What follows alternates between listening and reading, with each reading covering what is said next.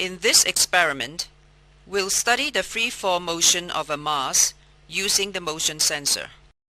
Set up the motion sensor on a stand with its face downwards. Run the data logging program on the computer.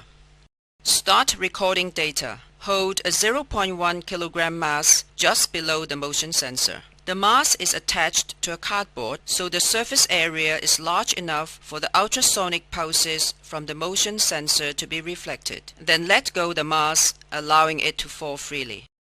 Note the ST and VT graphs obtained. Rescale the graphs to enlarge them.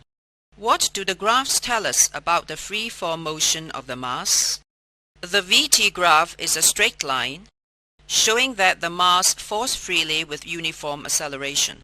Work out the acceleration of the mass from the slope of the VT graph.